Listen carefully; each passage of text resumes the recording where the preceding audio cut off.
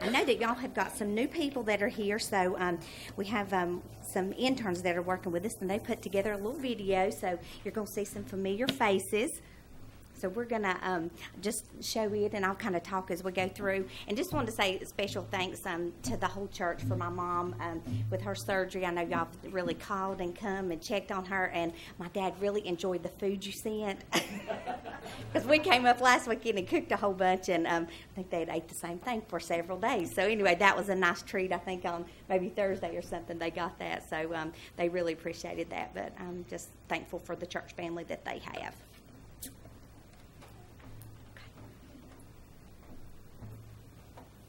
And I'll just share just a little bit as we go through, but we'll go ahead and go to the next one.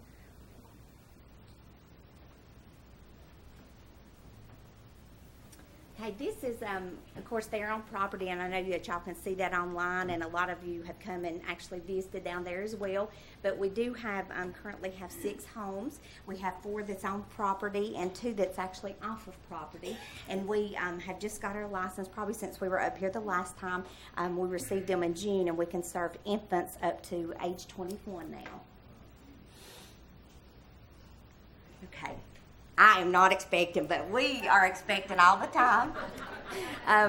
We've opened our infant home and for the children's home to receive a license and have babies. That's just amazing, because usually with group homes they don't do that because they want them in a family setting. But to keep siblings together, we've been able to serve a lot of infants. In this home currently we have 5 children that are there, so you can imagine how busy that is. We have got 6-month-old 18-month-old twins, another 18-month-old, and a 2.5-year-old.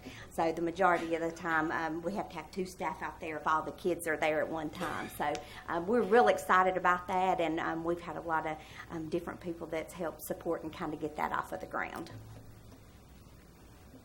And of course, on property there we have our chapel, and we have different groups that comes and worships with us. They may bring their whole church down there and do a service, so maybe sometime you would want to do that. And we've also got a baptistry that's there, and I think last year we were able, at one particular time, we had 16 that were baptized, and one of them included a staff member, so that was a real special time for us. Okay, and the potatoes. How many of you remember the potato story that Miss Jean shares? That's all a special story for everybody. I could hear her tell it 100 times and never get tired of it. It is online for you that have not heard it. But tomorrow, I think that's right. Tomorrow is a very exciting day for us at the children's home, because we are going to go dig potatoes. And there's a church over in Boone that's kind of adopted us, and they heard the potato story, Jean tell it, and they decided they were going to really take that on. So they end up planting us several acres. I can't remember exactly how many it is, but if we'll go to the next screen, 50 bushels is what we got last year. So we take a box truck, and the kids really have a good time, and it's just a really fun day that they have together. So Miss Jean always says we run out of a lot of things at the children's home, but we never run out of potatoes. So we're thankful for that. This is just, we have different people that will come to the children's home, so this was one of our little special friends. And adoptions. I know that a lot of y'all are aware that we have expanded our services, and we do foster care and adoption services now. And probably by the end of this year, we're going to have at least 12 to 15 adoptions that we've been able to help with this year. So we're real excited about that, about connecting families or kids to families and just being able to work with them. That actually was a pastor that was in our area, and he was licensed through us, and there was a sibling group of 3 that was involved in that family. So there was 2 families that was involved. There was one little boy that had special needs, and then the 2 little girls went to a different family. So we're thrilled for them. And this is a group that came down and did tie-dyed shirts with us, so we all had a good time. And I know that some of the adults, they probably enjoyed it as much as I did. I love that. That was a neat thing to share together. Of course, holidays, that's always special. We're all just kind of working on our Christmas list and different things, because it's a very busy place around Christmas at the children's home. And of course, graduation. This is a special time for us. And the second picture there, a lot of y'all probably remember Brian. He was with us, I think, for close to 11 years, and he's still involved with us. But he actually has transitioned out, and he's at a living in a home where he still gets some assistance. But he'll text us very often and just maybe want help with something or need something. So he's always a part of us. And then, of course, we've had a couple other girls. And just like you in your home, special events that comes up with your kids that you have. We have had some that's went to the prom. And this is another group. We have went down, I think this was down close, Concord area, down near Charlotte. We went to a big bowling day. I think that was over New Year's or over the Christmas holidays. Okay, do we have any fishermen in the house? I think we've got one in particular. All right. I just love this picture. This is a little boy that we had with us, and he's actually getting ready to be adopted with his brother now. But we've had several groups that's come and help fish, and we've got somebody that comes and fixes fish from time to time, so we enjoy that. Who's that? I'm not sure. He's not acknowledging me. He just said that. Okay, we've got our volunteers, Miss Brooks. I know a lot of y'all have heard the story. She's been involved with us for a long time. She just actually this year celebrated her 90th birthday, and I can't hardly talk about her without wanting to cry. She reminds me of Mama's mom, my granny that I had, and she's just a precious lady. But she, at the age of 78, she was saved, and that was through one of our share-a-thons that we actually had at the children's home. So she will always be special to many of us. Then we've had some volunteers that comes and cuts hair. This is actually my friend Dana. She's cut some of the kids' hair before, and we've got somebody up here in Ashe County that comes down and will cut from different times. And we've actually got a cut scheduled for this week. We just had our golf tournament just recently, and we ended up raising over $15,000, and that was a one-day event, so we're really excited about that. We had 26 full teams, so they had a great day.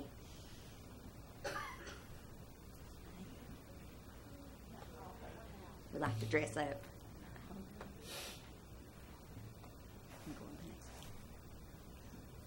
And we'd like to do a lot of crafts and different things, so if you have a special gift that you'd like to come and share with us, we'd love for you to do that. This is something that we done last year for Christmas, and you can probably tell it, but it's their handprints, and I know a lot of the staff, it was really kind of difficult to do, but we had a good time doing that and then sharing that with people. I think that was something real special for our volunteers. This is homemade strawberry jam. Did anybody get any of that jam we done? We have a guy down in Harmony, I think is where he lives. He calls us usually every summer, and he gives us bunches and bunches of strawberries. And so we were able to do that one year and raise some money for our independent living girls. Okay. We do an independent living program with the girls. And, of course, this one I think is always just real special to me, too, just about being able to tell the kids about Jesus. And all the social workers that we work with probably 9 different counties now, and they know before they put them there that church is part of who we are. And if that's not going to work for those kids, then they may need to look somewhere else for them to go if they're not going to be supportive of that. So we're really blessed because a lot of places don't have that option, but we have that in our name, and we actually, we support that. This was some new shoes. I think there was a group that bought us some new shoes for school this year.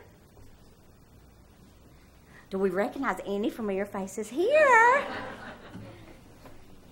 Wade, you better be looking. I think this is when y'all came down and we had a picnic together. Damon always gets that scheduled for us. Flaming Damon. Mm-hmm. Yeah, and he is flaming right there. He's cooking. So there you are. Did you see? All right, and this is our share-a-thon. I want to do a plug about that. Many of you probably remember Jerry Davis, Jerry Barker. He was good friends with Daddy, but they would always stand on the street, usually for a couple of days, and raise a lot of money, just collect. And we have that coming up, and it's November the 14th. So make a note if that's something that you might could help with. It's on a Saturday, and it's actually going to be in Wilkes, and we're going to be trying to raise some more money, and the focus of that one is going to be for our infant toddler program, so just going to be sharing a little bit more about that. First birthdays, we have a lot of kids that's come to us. You would be amazed that even 8 and 9 years old that's never really had a party, and that was something that was always special to me growing up. So we make sure that all of our kids, they're going to have a birthday party if they're with us when their birthday rolls around. You may recognize a couple of these kids, Donnie and Nisa Elliott. They ended up adopting a couple kids from us, Nicholas and Aaliyah. There we go. I hope y'all enjoy that, especially for the ones that's not been down and been part of it. We just recently finished our MAP classes, and MAP classes is a process you have to go to be foster or adoptive parents. So we finished that in Wilkes, and then we started actually in High Point. There's a church down there that hosts us, so we're going to be we started that last Thursday, so we'll be done in about 5 weeks with it. And when we get finished, we'll probably be adding about 12 families. So the majority of the families we have right now is full, so that's why we're trying to recruit and have other families to go through the licensing process. So we're excited about that. And I think last time when I came up here and shared, we had probably, I don't know, maybe 6 kids that was from ASH, and we have 15 kids that's in our residential program from ASH right now, and 1 that's in our foster care program that's with a family that we have. So 16 kids, and if you think about it, that's probably about half of what we're serving right now actually at the children's home. So definitely just be in prayer for all the kids that we serve. And I just wanted to kind of leave you with a little devotion that I just was going over this morning, and it just kind of spoke to me and kind of goes along with what Charity was singing as well. It's talking about reach for his hand, and there was a guy that was going through a really hard time, and he was really struggling and just going through a lot of trials, and he was wondering, is God really with me, or does he stay with you, and just going through a lot of trials and burdens at that time. And so he thought, well, he was going to write his mom and let his mom know what was going on with him. So he wrote her and was telling her that he felt like he was alone during this time. And she said, son, there are many times when God withdraws to test your faith. He wants you to trust him in the darkness.